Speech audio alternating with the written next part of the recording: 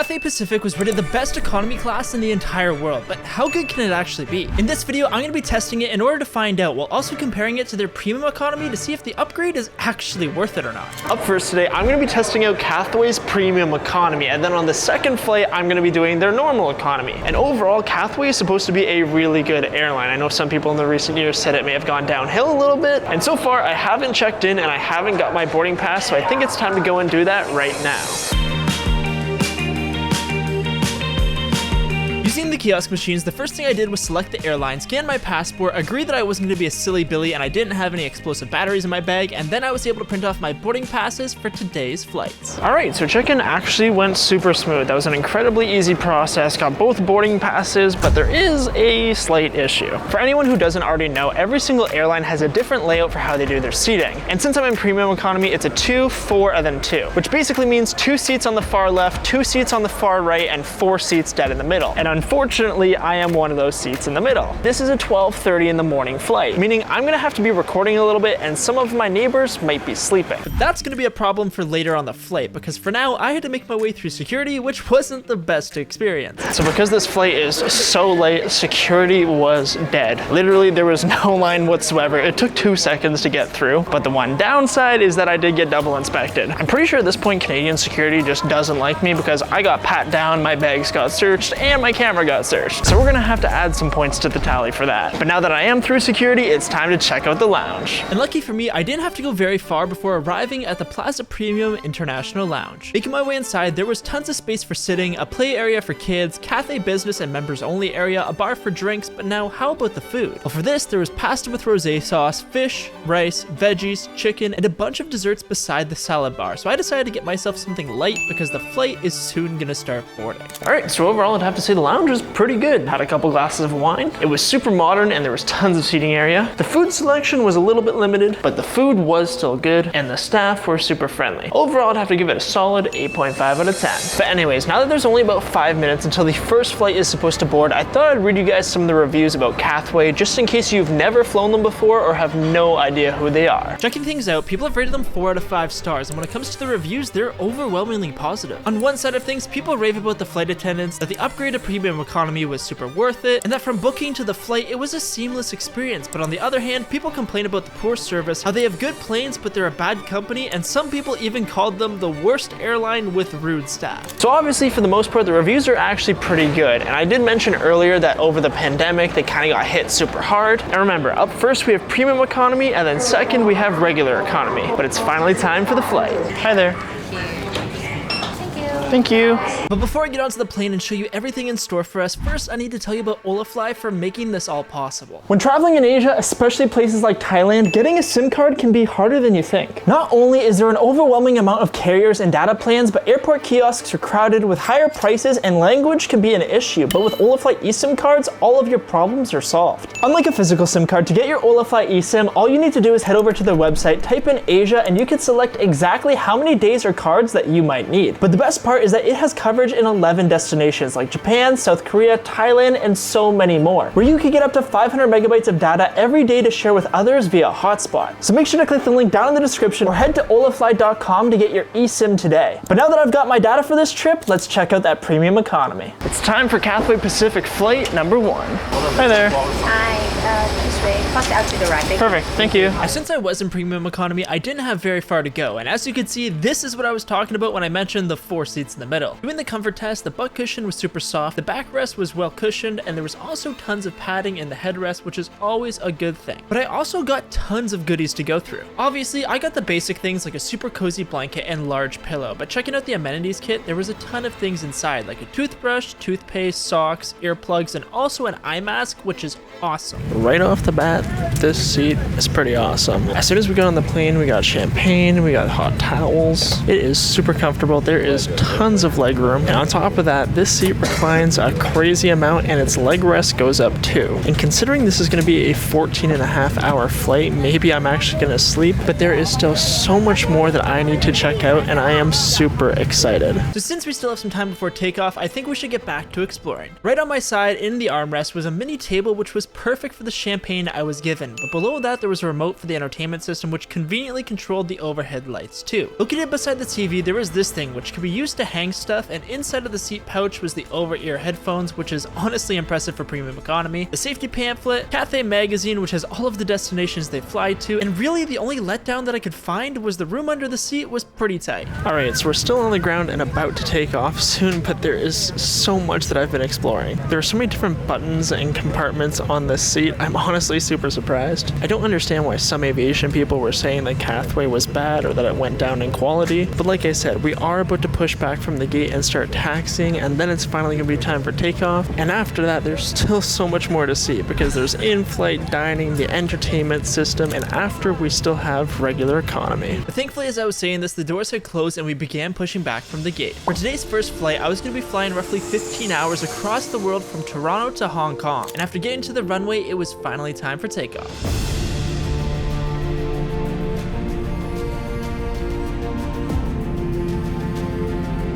Now that I was in the air, I noticed that the Wi-Fi was finally available, so I decided to check it out. Unfortunately, on this flight, if you want to use the Wi-Fi for an hour, it would be $9.95 and nearly $20 for the entire flight, which is a bit steep if you ask me, but at least the entertainment system was completely free. Heading into the movie section, there was plenty of options to choose from, with a bunch of international ones too. And when it came to the TV shows, things were similar because there was pretty much an infinite supply. Now, if you didn't want those, there was also a music section, tons of different games you could play, and they also had an in-flight map, which is my personal favorite. Now at this point, I noticed the flight crew coming around with the food and drinks, so I think it's time to check out the menu. For dinner, there was roast beef and potato salad, which could be served with sweet chili pork, roast chicken breast, or rigatoni pasta with fresh fruit and ice cream for dessert. But there was also going to be snacks and breakfast later on too. Taking out my tray table, it was fully adjustable and a pretty good size, despite having some wear and tear. But overall, I was impressed with how much food I got considering this is only premium economy. Alright, so now that the first meal service is all done, I thought I'd share my initial thoughts. Right off the bat, so far things are literally unreal. The seat is super comfy, the entertainment is awesome, and on top of that, that meal was crazy. I've flown business class multiple times, and I don't think I've ever got that much food in a single meal, and this is only the premium economy. So now that the first meal is done, they're soon going to be dimming the lights because everyone here is supposed to go to bed. It's like 1:30 in the morning, and I am absolutely exhausted, so I'm going to try my best to get some sleep. And then I think there's one or two other meals for later in this flight, and when I wake up, I'm going to be exploring so much more. But before I try and get some sleep, I think we should go and check out the bathroom. Making my way inside, it was definitely on the smaller side of things, which isn't bad because it was quite clean with a good amount of headroom, but besides that, things were pretty basic without anything too special. So I decided to make my way back to my seat, where I ended up half sleeping for the next 11 hours before being served fruit, an omelet, and a bunch more for breakfast. Right off the bat, this is the longest flight I have ever been on, and I'm pretty dead. The seat itself was surprisingly comfy for the entire time. I mean, my back is still sore, but that's mainly because it's 15 and a half hours of sitting. But overall, the comfort, the recline, the leg rest, and everything was amazing. And when it came to the food, I mentioned it earlier, but they gave us an absolute feast for both dinner and breakfast. And pretty much the only two bad things that I could think of was that the Wi-Fi was a little bit on the pricier side. I mean, $20 for an entire flight isn't terrible, but it would still be nice if it was free. And then when it came to the flight attendants, they were nice, but very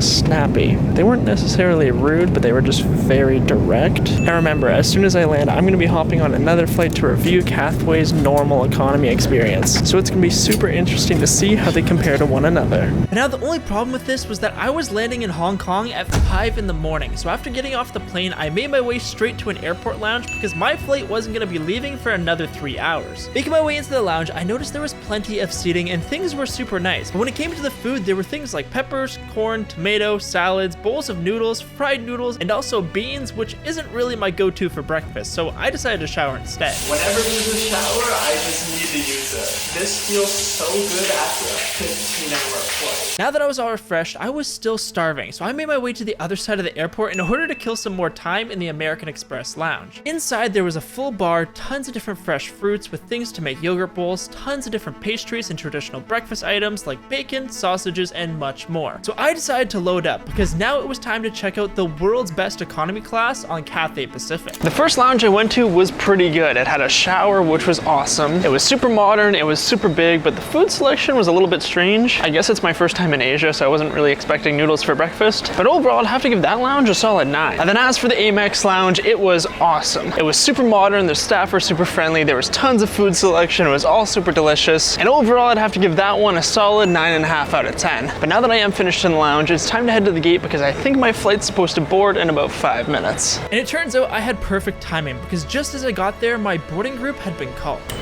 Whoa. Time for flight number 2. Hi there. A, this way down. A, perfect. Making my way through the cabin, things were a similar layout to the premium economy, and these seats look super new and super comfortable, but eventually I made it back to my seat. Doing the comfort test, the butt cushion was super soft, the backrest was well padded, and the headrest was pretty solid too. All right, so some initial thoughts. The seat itself, very comfortable. Now, in terms of the legroom, it's a little bit of a skewed experience because I have a giant door and an exit row in front of me. So the legroom is like 4 feet. But now when I was looking at some of the other rows, it is definitely tighter than the premium economy, which I mean is pretty much a given. And another huge plus is that this is only a 3.5 hour flight and there's also TVs. So I'm gonna need to check that out and so much more because again, I just boarded. Now because I was in an exit row, to the left of me was the seat pouch, where inside was a pair of over-ear headphones, which is super rare for economy, another safety pamphlet, waist bag, and a magazine like earlier. But another thing that I was happy to see was this seat had a really good amount of recline, but not as much as the premium cabin. Just like earlier, this seat had a remote which can be used to control the overhead lighting. The TV can be released with this button here, and luckily this time I am in a window seat. So I may or may not have just realized that I am an absolute idiot. This whole video and over the last few years, I thought it was called Cathay Pacific. It's just Cathay Pacific. It took me this long to figure it out. And you know what? I'm sure at this point I've been grilled down in the comments, but it's rightfully deserved. But on a more positive note, we are on time and about to push back from the gate. And just as I was saying this, that is exactly what happened, but once I'm in the air, there is still a bunch more to go through. For the second flight of the day, I was going to be flying roughly 3 hours from Hong Kong to Phuket, and after getting to the runway, it was time for takeoff.